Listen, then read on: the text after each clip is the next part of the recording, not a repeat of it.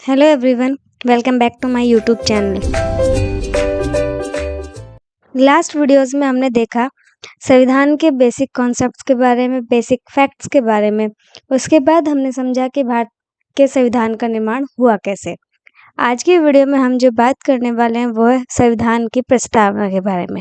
संविधान की प्रस्तावना है क्या और इसके क्या महत्व है संविधान में, वो सब हम आज इस वीडियो में देखेंगे।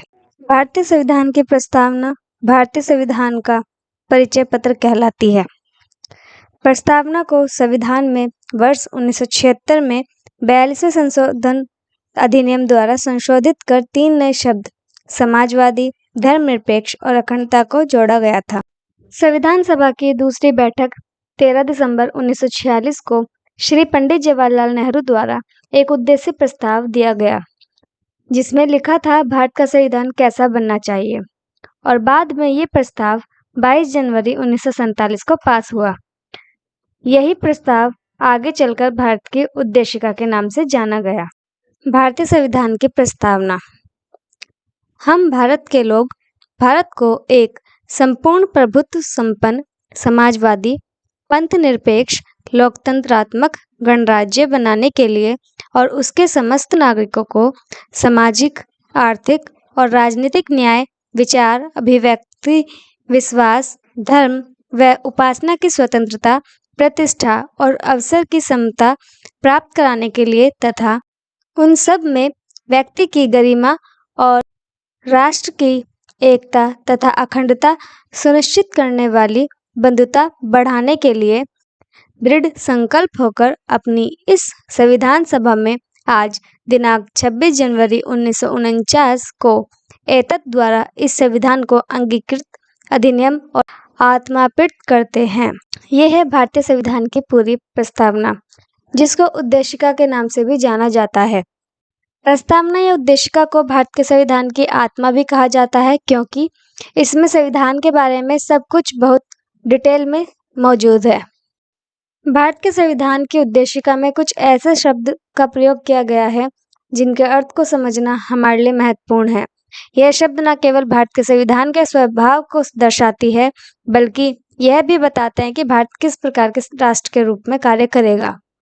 हम भारत के लोग इस बात पर जोर देता है कि यह संविधान भारतीय लोगों द्वारा एवं उनके लिए निर्मित है और किसी भी बाहरी शक्ति द्वारा यह संविधान हमें नहीं सौंपा गया है।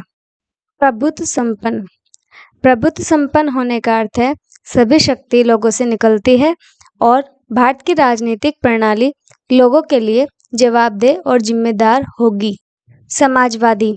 वर्ष 1976 में 42वें संविधान संशोधन द्वारा यह शब्द जोड़ा गया। समाजवाद एक ऐसे आर्थिक दर्शन के रूप में समझा जा सकता है जहां उत्पादन और वितरण के साधन राज्य के स्वामित्व में होते हैं।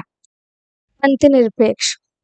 उद्देशिका में पंथ निरपेक्षता की परिकल्पना जिस प्रकार से की गई है, उसका अर्थ है कि राज्य का अपना कोई धर्म नहीं होगा और सभी व्यक्ति समान रूप से अपने विवेक की स्वतंत्रता के हकदार होंगे और वे अपनी पसंद के धर्म को अपनाने, उसका अभ्यास करने और उसका प्रचार करने के लिए स्वतंत्र रूप से अधिकार प्राप्त करेंगे। लोकतांत्रिक। यह इंगित करता है कि संविधान ने सरकार का एक ऐसा रूप स्थापित किया है जो लोगों की इच्छा से अपना अधिकार प्राप्त करती है। सत्ता चलाने वाले शासक लोगों द्वारा चुने जाते हैं और उनके प्रति जिम्मेदार होते हैं। गणराज्य। एक राजतंत्र के विपरीत, जिसमें राज्य के प्रमुख को वंशानुगत आधार पर अपने जीवन भर के लिए सत्ता चलाने हेतु नियुक्त किया जाता है, एक लोकतंत्रात्मक गणराज्य एक ऐसी इकाई है जिसमें राज्य का प्रमुख प्रत्यक्ष या अप्रत्यक्ष रूप से एक निश्चित कार्यकाल के लिए निर्वाचित किया जाता है। संविधान की प्रस्तावना के द्वारा भारत के लोगों से स्वतंत्रता, समानता, बंधुत्व और न्याय का वादा किया गया है। संविधान की उद्देशिका हमें यह भी बताती है कि एक राष्ट्र की एकता केवल समूह की एकजुटता भर नहीं है। यह बताती है कि एक वास्तविक एकता तभी संभव है जब प्रत्येक व्यक्ति की गरिमा का आश्वासन दिया जाए। So that's all for today's video.